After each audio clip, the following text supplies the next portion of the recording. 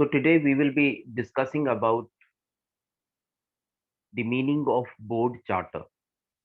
So in every organization, it is essential that it should have a board charter.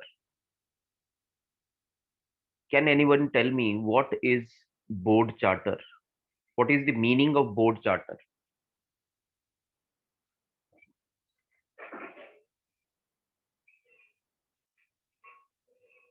So all the organizations shall have a board charter.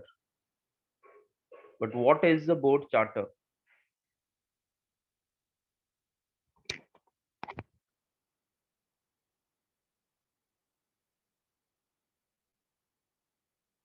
So it is very simple. Board charter is a policy document of an organization which frames the rules and regulations of the director and of the management. Now, how the board of the organization will be working, what rules they will be following, what will be their roles and responsibilities, what will be the rule of various committees that are formed by the board of directors of an organization, the committees which we have already discussed, 4 5 committees. So all this is to be mentioned in the board charter.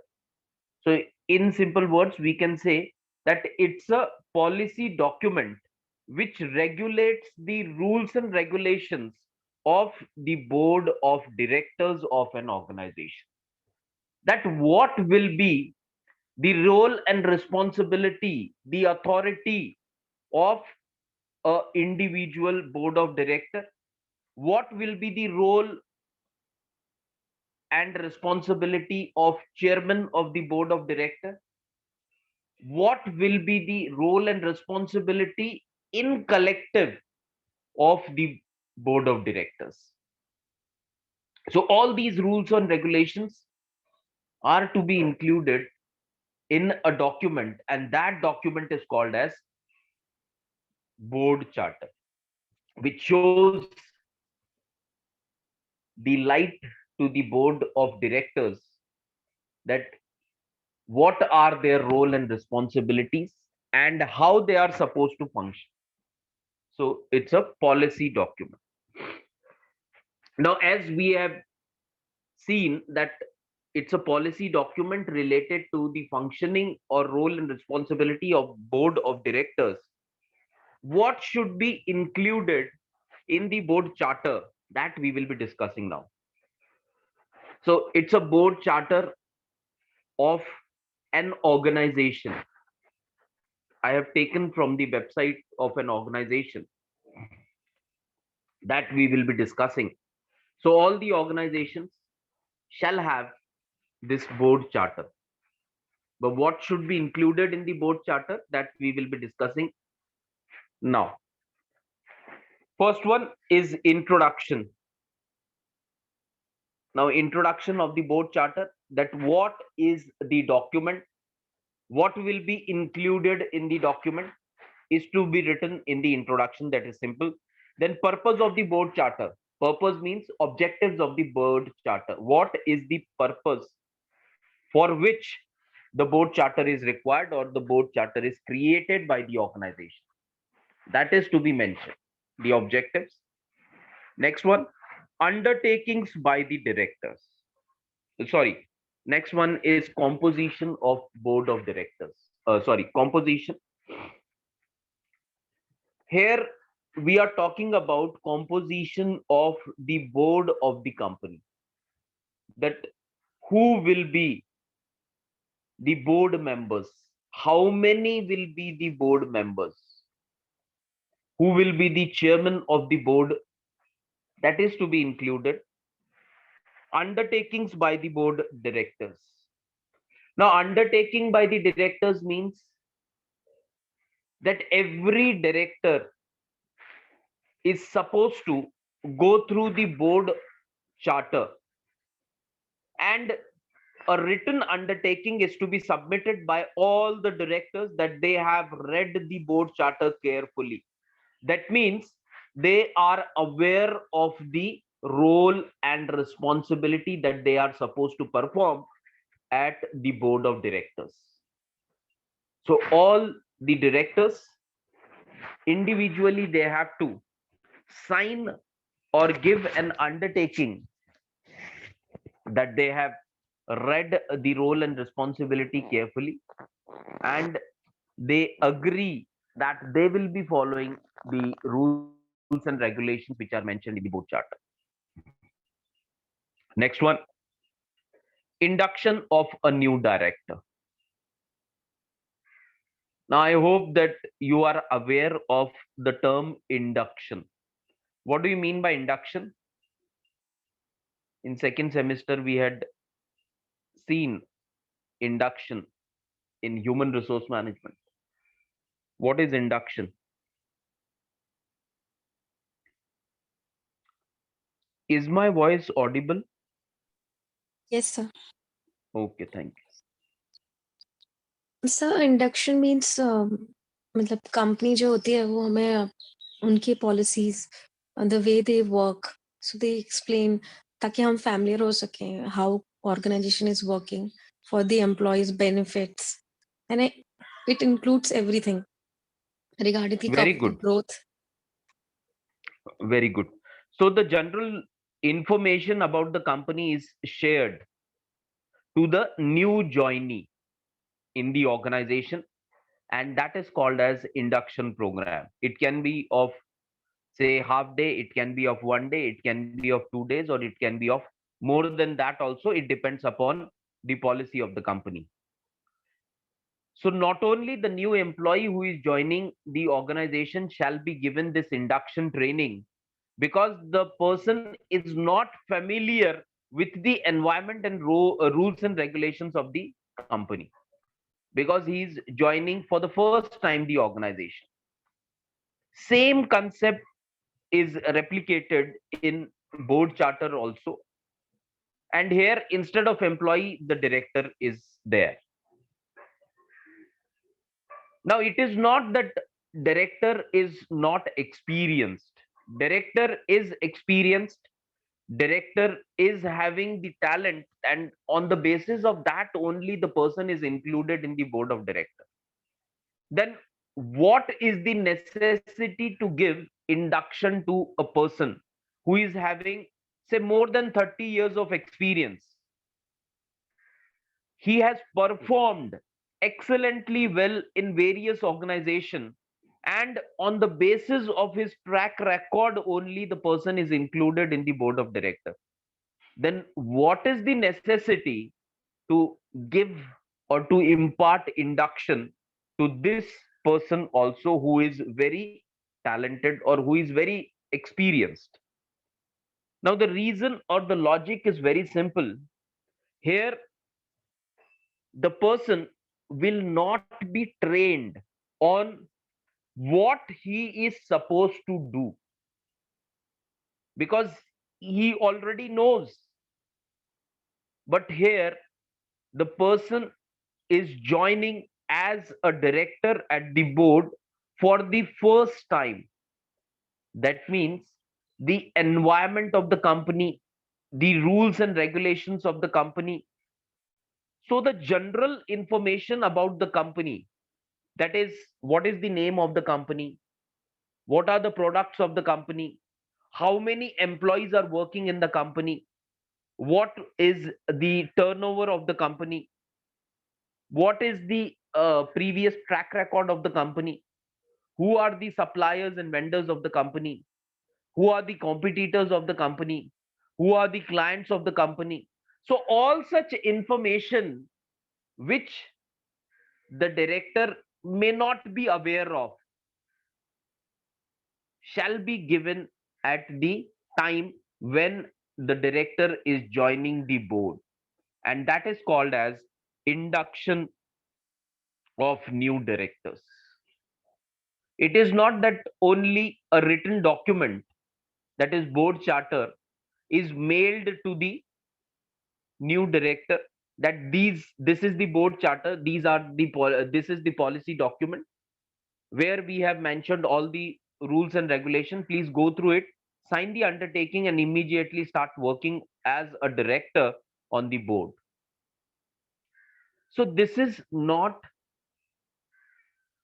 the case even if we are talking about director at the board. Director at the board is also supposed to be given induction training, not physical training. Here, induction training means the information related to the organization which a director should be aware of should be given to the new director in the organization. And that is how it will be given. Who will be giving that information? That is again is to be mentioned in the board charter, that one day we will allot where we will be giving all the information to the new director, or in 1 hour we will be giving all the information to the new director.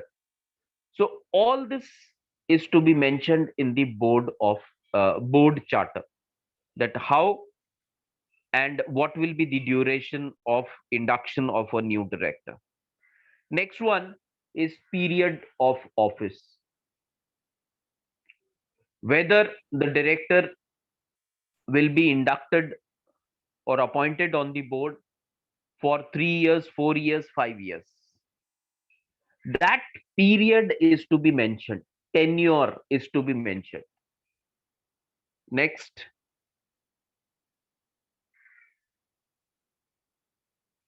director remuneration. Very important part. Remuneration includes all the components of remuneration. How much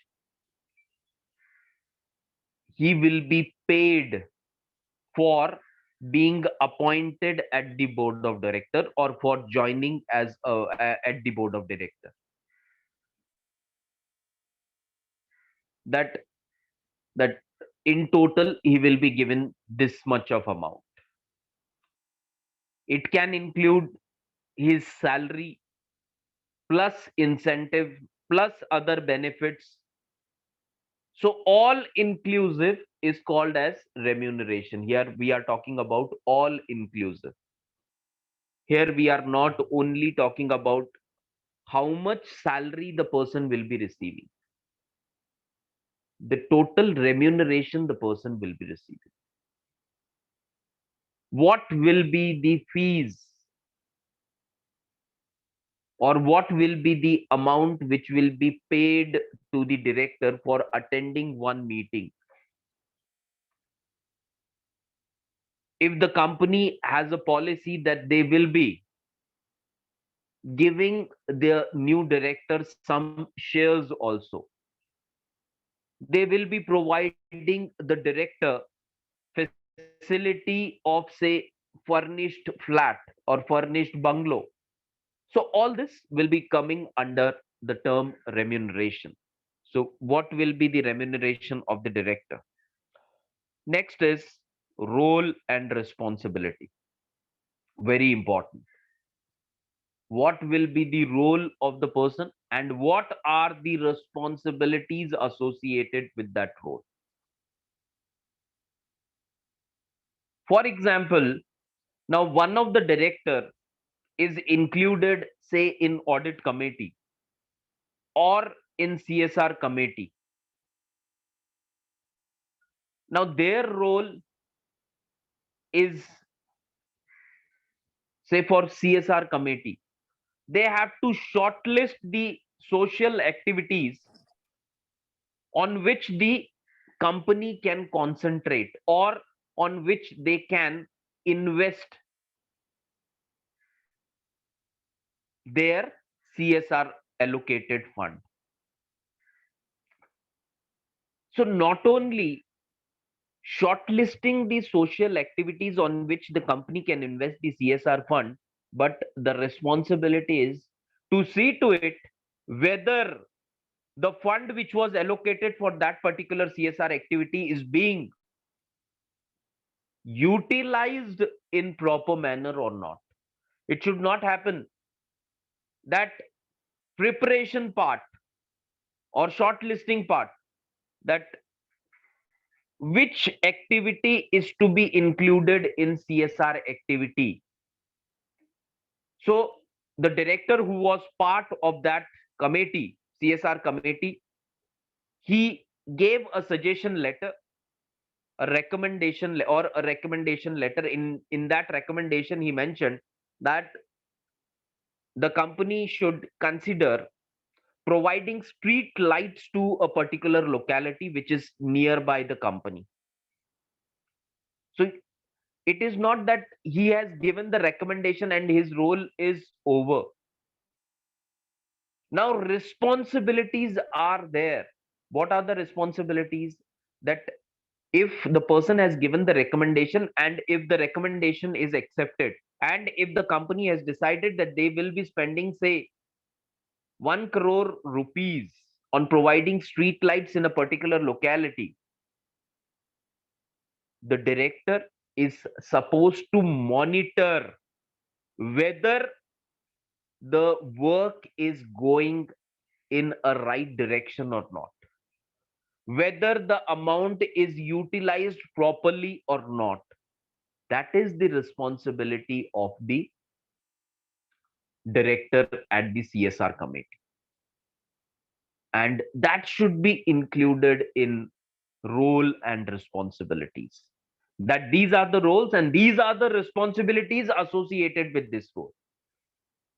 Role is that a director, you are a director in the CSR committee. That means a very powerful role you are playing.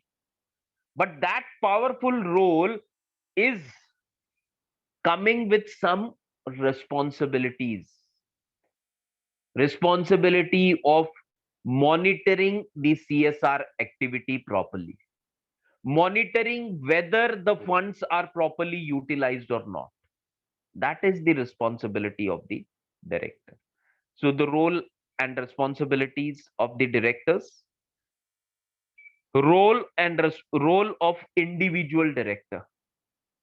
So collective responsibilities, collective role of board, then the individual role of the board member or board director. Again, it is not that only the rules and regulations of the board of directors. It is rules and regulation of the individual director also. So collectively, how the board will be functioning, yes, it is mentioned in the policy document called board charter. But the board charter also includes the individual role and responsibility of the director at the board level. Suppose in the company's board, there are 15 directors, and one of the director is designated as chairman. So one chairman is there and 14 board of directors are there. So collectively, what their role and responsibility? Yes, it is mentioned in the board charter. But it is also mentioned that individually, what will be the role of these 14 directors who are included on the board of the company. So that is again to be mentioned. Board leadership, who will be leading the board of directors. That is to be mentioned.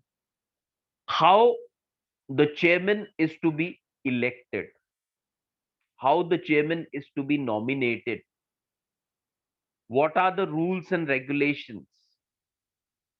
That is again to be included in the board leadership. Next one is board committees. That we have already discussed. 4 5 committees we have discussed. We have discussed the stakeholders, Relationship Committee, CSR Committee, Audit Committee, and Nomination and Remuneration Committee. So these four committees are essentials for all the organization who have a particular turnover. How much turnover should be there for a audit committee? What should be the turnover for a CSR committee, and what should be a turnover for uh, the stock uh, stakeholder relationship committee? So that we have already discussed. So that is to be mentioned, that is to be included in the board charter. Then delegation. Delegation means that when one of the director is not at, suppose CSR committee has been formed, or stakeholder relationship committee is formed, one of the director, because of some personal reason or some other genuine reason, the person is unable to perform his duties as the director at that particular company, then how that responsibility can be transferred to another director? What are those rules? That is called as, that is to be included in delegation. Now, frequency and quorum. Frequency, how many meetings are to be conducted of board of directors, of audit committee, of CSR committee, of nomination and remuneration committee, of any other committee which is formed under the board of directors of the organization. So that frequency means number of times the committee or the board of directors will be meeting in a year. That is frequency. So quarterly they will be meeting, biannually they will be meeting, annually they will be meeting, or every month they will be meeting. So that is called as frequency. Audit committee. As per law, if it is said that every quarter, that is 4 times in a year, the committee should meet. What should be the gap between two meetings? That is again to be included. If the law says that at least 4 times audit committee should meet, and with a gap of 3 months, the board charter may come up with a rule that the audit committee of our organization will be meeting 6 times in a year. But the board charter cannot include a guideline which specifies that instead of 4 times, the audit committee will be meeting 2 times a year. As it's a policy document which is created by the organization, we at the organization are having freedom to design our rules. No, here the guidelines given in various laws are to be followed. If the Companies Act 2013 and the amendment to Companies Act made in 2014, if it says that every quarter, that means 4 times in a year, so the board cannot frame any rule which is against the law of the land. But over and above, it is acceptable. 3 अगर आप meeting कर देंगे तो it is not acceptable, पर अगर आप 5 meeting कर देंगे कि 4 लॉ ने बोला है, as per the amendment made in 2014, it is mentioned that 4 होने चाहिए. 4 मीटिंग की जगह अगर कंपनी बोलती है नहीं 4 की जगह हम लोग 5 रखते हैं, board charter, yes, it they can. But 4 की जगह अगर कंपनी चाहती है कि नहीं 4 की जगह 3 ही रखते हैं, जरूरत ही नहीं है हमारे को 4 की, it is not accepted. So less than law is not accepted, more than law is accepted. Next is, that was frequency and quorum. Quorum also we had discussed the meaning of quorum, that how many committee members should be there so that the meeting can be considered as a valid meeting. That we have already discussed. That suppose if three members are there in the stakeholder relationship committee, and if only two are present, one of the director is not present for the meeting, whether the meeting will be considered as a valid meeting, or it will be in it will become an invalid meeting. It is to be mentioned in the board charter. What will be the quorum? More than 50% or more than 75% or 100% members of the board should be present. Then only we can say that the quorum is complete. Again, every time, whenever the rules are to be prepared, the rules are to be in accordance with the law. It cannot be against the law. Company cannot come up with a rule that the meeting conducted by stakeholder relationship committee will be considered as a valid meeting only if all the three directors are present for the meeting.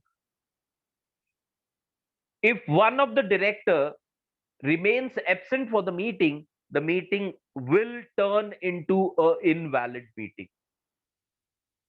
Again, if this rule is against law, if the law says that 75% members are present, meeting can be considered as a valid meeting. More than 50% directors are present, it will be considered as a valid meeting. So all the rules shall be in accordance with the law of the land. It cannot be against the law. तो 100% अगर companies act में ही mention नहीं किया गया है, तो यहाँ पर कंपनी नहीं कर सकती कि बोर्ड चार्टर तो हमारा डॉक्यूमेंट है, हम फ्रेम कर रहे हैं, तो हम अपना रूल बना सकते हैं। स्ट्रिक्ट है कंपनी बहुत। अगर आप आओगे 100% अटेंडेंस रहेगा तो ही, नहीं तो हम लोग कमेटी वो मीटिंग को वैलिड मीटिंग मानेंगे ही। तो ऐसा रूल, जो रूल लॉ के अगेंस्ट है, that cannot be included in the board charter. Next one is attendance.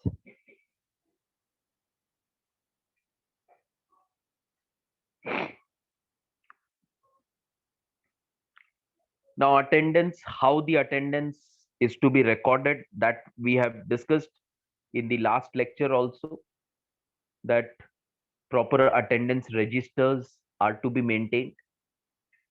At the end of the meeting, it is to be signed by all the directors who were present for the meeting.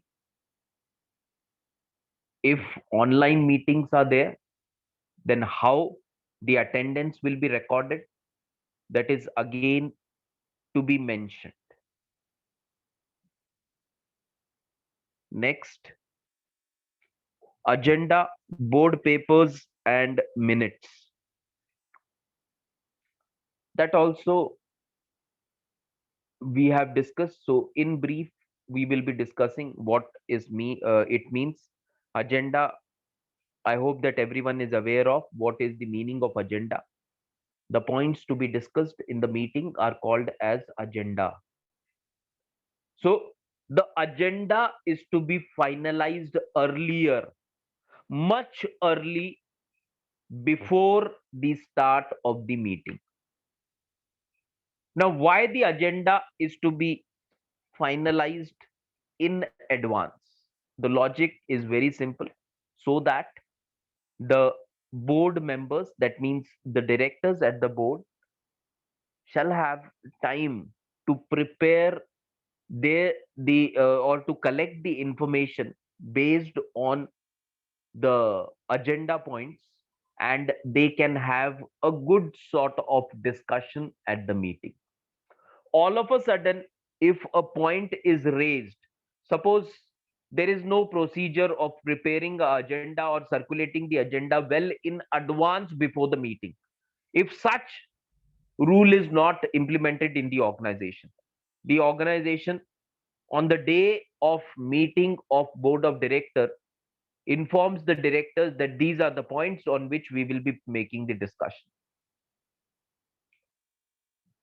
Suddenly, if the points are given to the board of directors, they will not be in a position to have a thorough discussion or to come to a particular conclusion or to take a policy decision.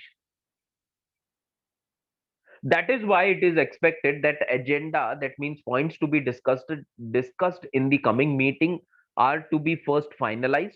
They are to be shared with all the board of directors. On the basis of those points, whatever information is sought by the board of director is to be provided to the directors, and then the directors can come prepared for the meeting. So that is why it is included agenda, board papers, and minutes. Board papers means that all the required information is to be given to the board of directors. That the company wants to recruit new employees. How many employees are there? Why the company wants to recruit new employee?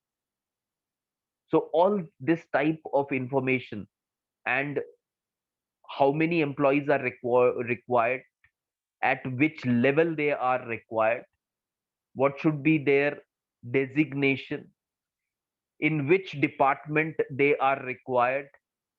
So everything in detail is to be shared with the board members. Then only they will be in a better position to have a good sort of discussion, and then they can decide upon how many employees are to be included and in which department they are to be included. And then agenda, board papers, and minutes of meeting. Again, we had discussed that all the points which are to be discussed, or the important points, some decisions are taken, that okay, one of the point was that to discuss on new appointments to be made at operations department, at manufacturing department, at finance department. That was one of the agenda point. After the discussion, the board has finalized that two employees will be, say, appointed at the finance department, 10 employees will be included in the manufacturing department, one employee will be included in the quality department. So they have taken final decision how many employees will be appointed and in which department they will be appointed. So that decisions are to be noted down, that these were the points, and against these points, these decisions were taken by the board of directors in the board meeting. And that recording of points as well as the decisions is called as minutes of meeting. So minutes of meetings are to be properly maintained by the organization. Next,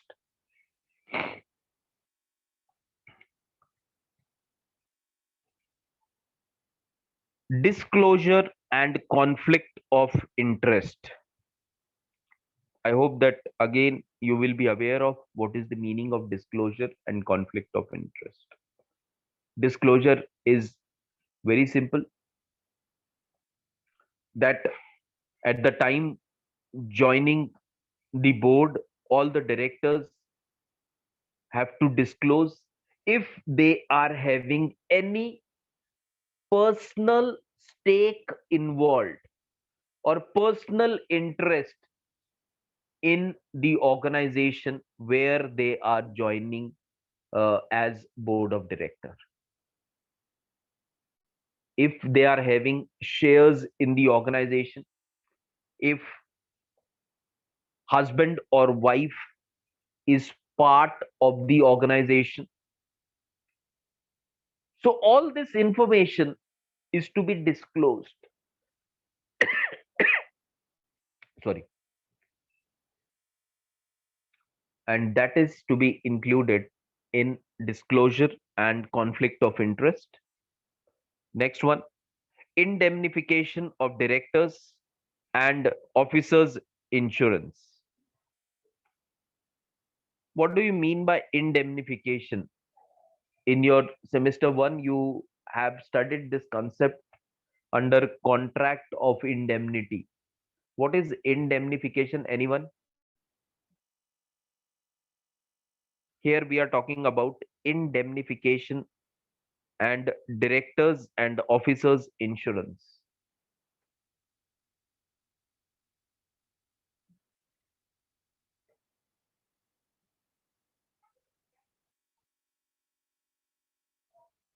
So indemnification means that while performing the duty as a director in the organization, if the director suffers any loss, then that loss is to be borne by the organization, and that is called as indemnification. Directors, directors and officers insurance, again it is very simple, that the insurance of the directors and officers is to be taken care by the organization. Board, and next is board and committees performance evaluation. That also we have discussed when we were discussing the corporate governance guidelines of Infosys and Wipro. In brief, we will just have a quick look that what it means. So the board, that means the board of directors, as well as various committees which are formed under the board of directors, their performance is to be evaluated, and it is very important because the remuneration, it is not that if the tenure of the director is 5 years and at the time of joining the director has been assured that the remuneration of the director will be this much, 1 lakh, 2 lakh, 5 lakh, 10 lakh, whatever has been assured, that remuneration will remain for a period of 5 years. That remuneration will be for 5 years, or it may increase if the director performs. If the director is not performing, before completion of 5 years also the person can be removed from the position of director. How the person can be removed? On the basis of performance evaluation. So far we all know that all the employees who are working in the organization, their performance is evaluated at least annually, if not biannually. And on the basis of their annual performance, their increment, their promotion, their transfer, their demotion are fixed.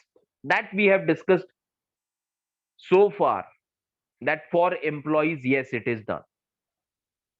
But now we are discussing that for directors also it is applicable. Here, directors cannot say that as we are not employees of the organization, we are directors at the board. So, no one can evaluate our performance. This is not so.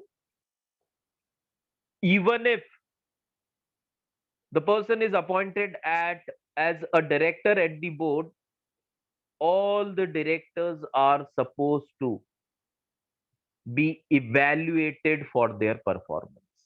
If the person is not performing, suppose a director is included in the CSR committee, and when the progress report of CSR committee was monitored in the meeting of board of directors, if it is observed that one of the director is not at all performing or is not performing up to the mark, then the person, the remuneration can be, say, it can be curtailed, or the person can be removed also.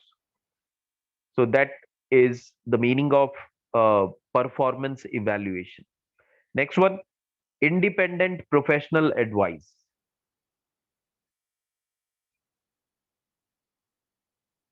So for, say, making a policy decision, now the company wants to go for, say, acquisition. The company wants to acquire another company.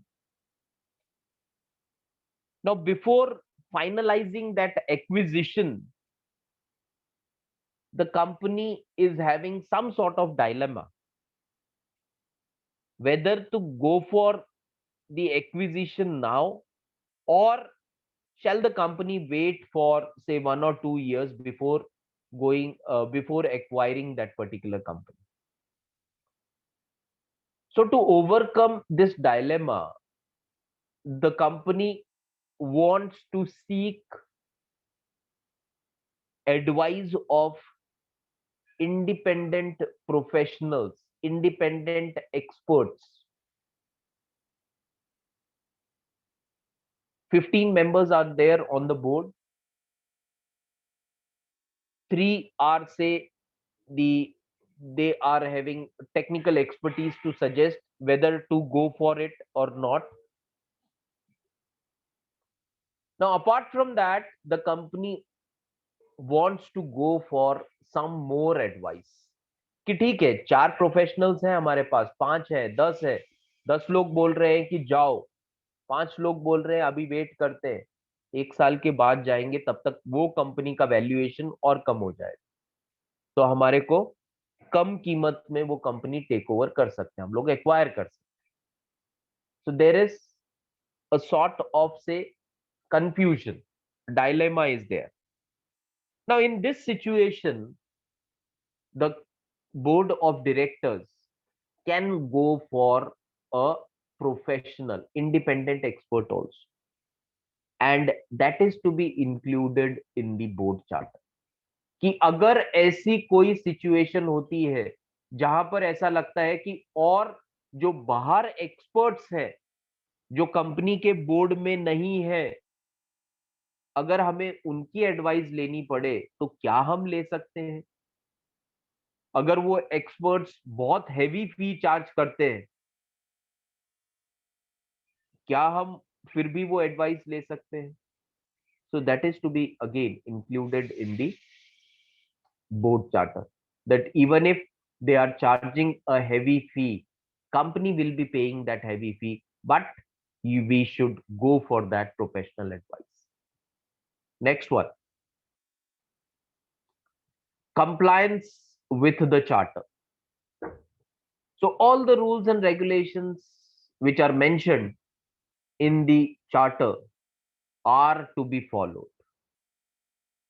That is what is expected in compliance with charter. Next one is review of the board charter. Review of the board charter means it is not that once the role and responsibility of individual director, collective directors are finalized, that role and responsibility will remain forever. If the organization is in existence for, say, 50 years, the role and regulation will be there for 50 years. It is not so. As per the prevailing situation, as per the market condition, as per the changes in the rules and regulations by the government or various laws, review is to be taken. Is there any rule which is to be changed? And if it is to be made, then it is to be made in the board charter also. Suppose now the Companies Act says that more than 50% if present, the meeting is called as valid meeting. Now in such situation, if a new law comes or there are changes made in future to the company's law which says that if 100% are present, then only it's a valid meeting, that again if the law changes, same changes are to be incorporated in the board charter also by the company. There the company cannot say, when we started the company, we prepared all the rules, all the role and responsibility as per the existing rules, as per the existing law. Now as we have already prepared those rules as they are in accordance to the law at that particular time, now we are not supposed to change those rules. No, whenever the law is changing, the company has to change its role and responsibilities also. And that is the meaning of review of the board charter. So this was all about the board charter. In the next session, we will be discussing about the types of directors. There we will be discussing that the different types of directors, that is, who are called as executive directors, then independent directors, non-executive directors. So all that types of directors we will be discussing in the coming session. So thank you everyone for joining today's session. Please come prepared for the next session, which we will be conducting on types of directors. Thank you. Thank you, sir. Thank you, sir.